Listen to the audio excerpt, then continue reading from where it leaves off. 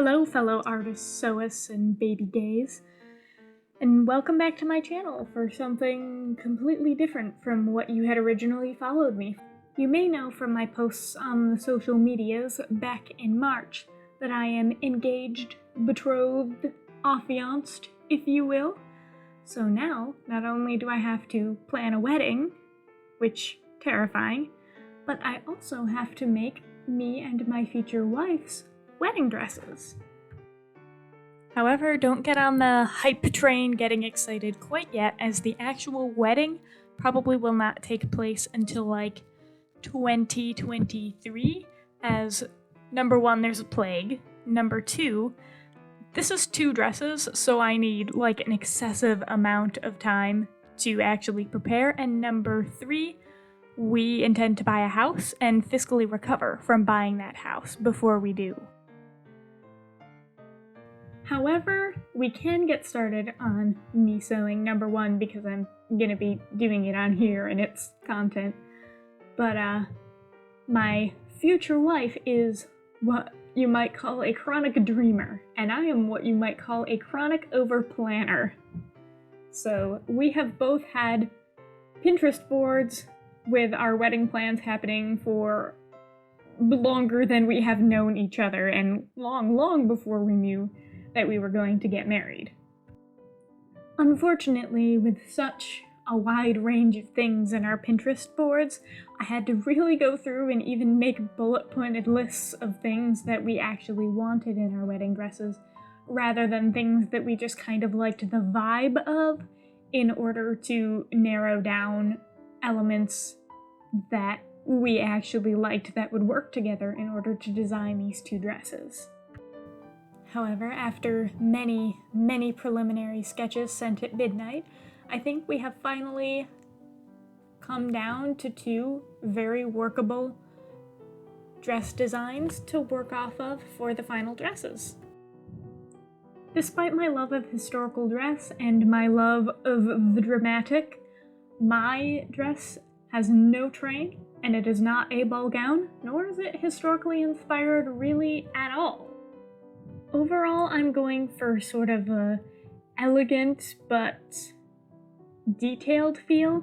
So overall, the dress is going to be A-line out of floaty fabrics with princess seams and a waist seam to facilitate the multi-layered skirt. It has a princess seamed bodice with fairly large straps that are going to be embellished in order to support the wedding cape that I have planned. Now, in the year of our Lord 2021, there are many options in terms of bridal capes, which is certainly not a problem anyone had ever expected to have.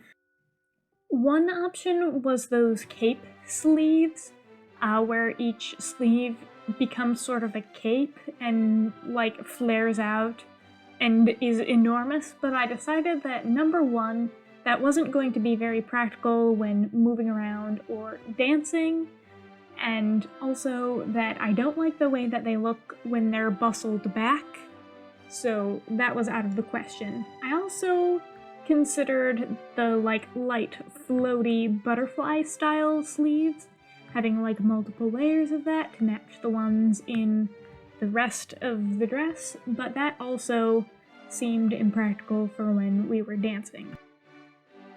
In the end, I have decided to go for one of those bridal capes that go from shoulder blade to shoulder blade, with a little drapey bit between them made out of silk gauze. The main appeal of that is that where it attaches at either shoulder blade, I can remove the cape by, I think, hiding little brooch pins that attach it to the rest of the dress, and that'll be a really neat way to take that off for when we dance and then just put it back on for the rest of it and have a beautiful cape. I mentioned that the skirt was going to be complex, and I meant that the skirt was going to be complex. My plan is to have a layer of completely smooth from the waist organza, possibly 2, depending on how everything ends up looking, to flow nicely. I think this will improve the floatiness. And then over that is going to be my layer of floral beaded lace. I tend to like very intricate laces, and I think it'll make it look a little more delicate and a little bit more floaty if I go with the lace underneath a layer of chiffon and a layer of silk gauze. All of these will be completely free floating, and I think this will really allow me to have a delicate, floaty sort of dress that is deceptively full when I spin around in it. Now my bodice is also going to be multi-layered. It's going to have the lace and then the chiffon and the gauze over it, but it will have some sort of completely solid lining so that it will not be completely see-through, as I will be wearing a tight-laced corset underneath it, and I don't want the lines of the corset to be showing underneath this bodice. This dress is also going to have pockets, and I'm sure I'm going to be absolutely miserable when I go to create this dress and I go to put the pockets in, because it is a multi-layered dress and I want them all to free float. However, they are all going to have to be stitched together around the pockets, and the only way I can think of is to do it by hand with whip stitches. So I will probably cry about that to my Discord server. Now the final detail on my dress is going to be over the silk gauze and the chiffon and the lace, and probably whatever I use to make this not transparent. I will be using silk ribbon embroidery appliques to accent the waist and the shoulders, with sort of a scattering of seed beads and perhaps rhinestones and sequins around it to blend the whole thing together and add a little sparkle and a little magic to this dress. Now, there are very few elements of dresses that Nilly and I can agree on, but we both love ribbon embroidery, so I'm hoping that this element will really help to tie the two dresses together when they're finally completed. I am also going to be accenting this whole bodice bead rhinestone situation with a few little chain swaggy bits around the shoulders that sort of like drape and look nice. I had considered going for 3/4 length sleeves on this, but number one, I wanted enough to support the cape, and number two, I really liked the way that this looked on other dresses, just little glittery chains hanging from the shoulders for no reason other than just to look nice. But I liked that idea a whole lot better than I liked any sleeves that I had come across. So that sort of sealed the deal for the sleeves. And you may see me coloring in this dress blue here, but I will not be wearing a blue dress for my wedding. That was never part of the plan. That's just artistic license so that I could still see all of the details on my sketch. In reality, this dress is going to be out of many yards of very lightweight black fabric, because of course I'm wearing black. When do I never not wear black? In reality, I'm just sort of deeply uncomfortable in white, and also worried about spilling stuff on myself, so I am going to be wearing black. As I know if I wear white, I am going to regret it every time I look at the pictures for the rest of my life, despite people saying, oh, it's not gonna feel bridal enough if you don't wear white. I'm gonna make it bridal enough. And this has been part of the reason why I was like, oh, I'm going to make my wedding dress myself. There's not a whole lot of black dresses out there, but she is going to be wearing a white dress. She has decided that she wants to wear white for her wedding, because when else is she ever gonna wear a white dress?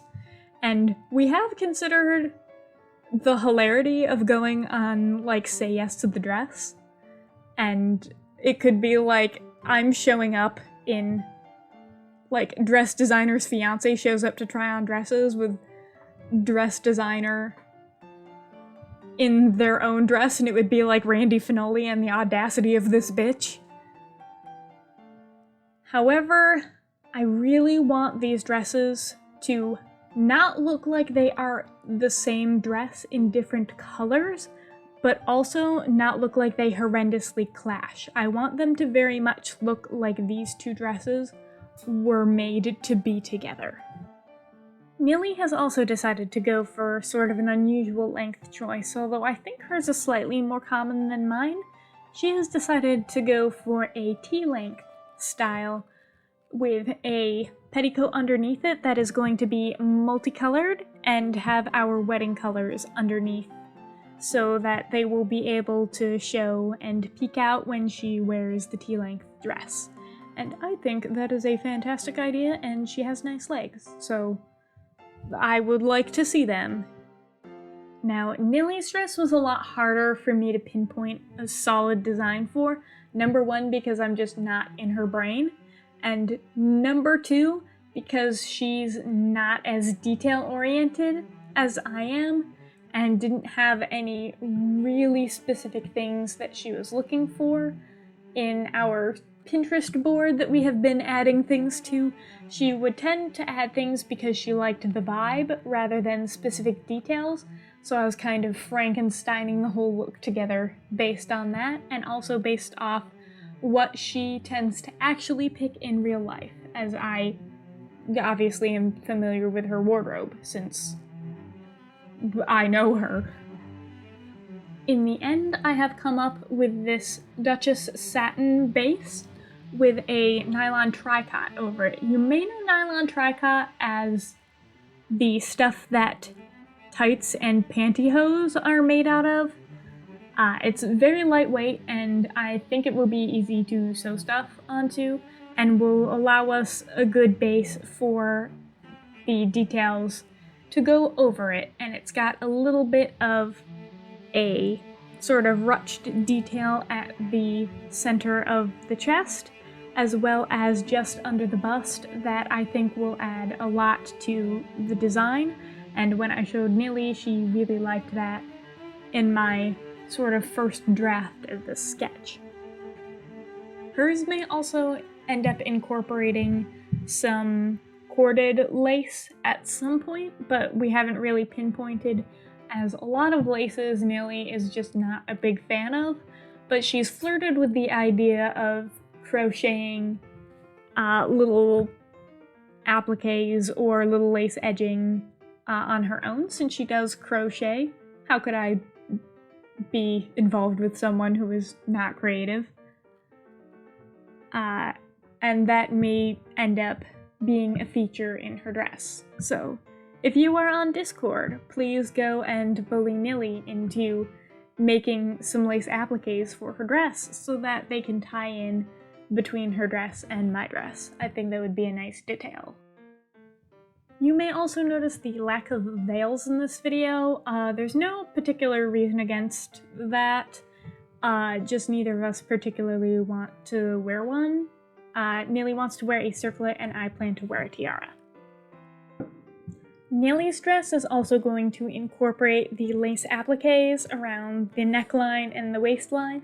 However, hers is going to extend down around her shoulders and down onto her 3/4 length sleeves.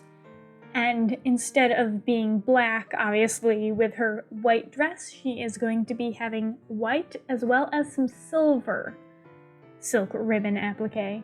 And I've done a little bit of sampler work with that, and I think it's really going to add something to it, and as well as give us a base for further embellishing this with scattered false pearls, as well as some teensy, flat, clear sequins for just a little bit of sparkle, as this dress doesn't have any sparkle so far, and it's gonna look really weird if only my black dress is shimmery.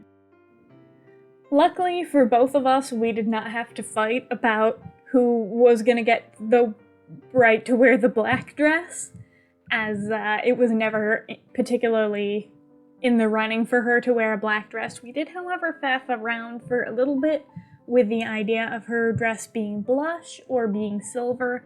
However, in the end, she was like, you know what? Fuck it. When else am I ever going to wear a pure white dress. Never. So might as well go for it. Go whole hog. I do, however, feel kind of bad for our family since we're gonna have a bride in black and a bride in white. So it's gonna be really difficult for them to decide what to wear. I think on our wedding invitations, we're going to have to, specify, you cannot wear white, you cannot wear black, you can wear any other color of the rainbow. We may arrange you in rainbow order just to be funny. However, you can't wear black to our wedding. And you know what? This is the first gay wedding in my Catholic family. They're probably just gonna be like, this wedding is already so goddamn weird, this might as well happen.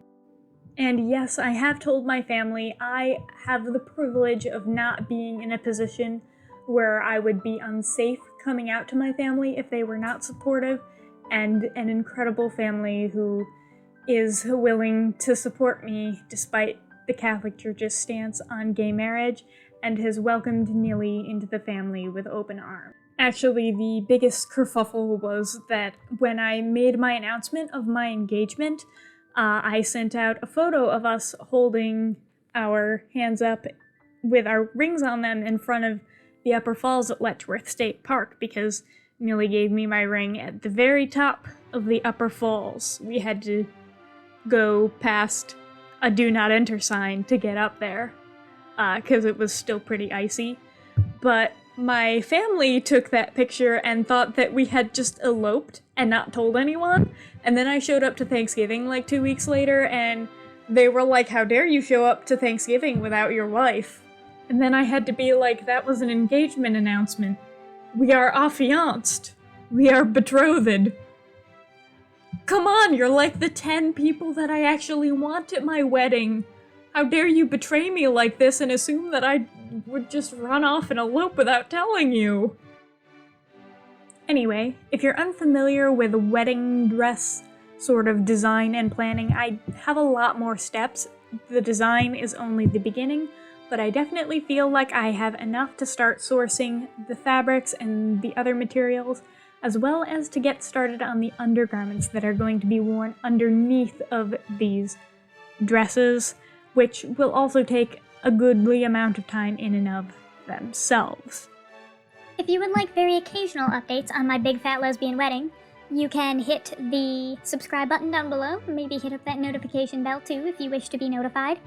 You can follow me on other social media if you would like a little bit more information, or you can join my Discord board, where I am going to quarantine all of my wedding planning in one specific channel if you are the kind of person that likes to watch other people plan their weddings.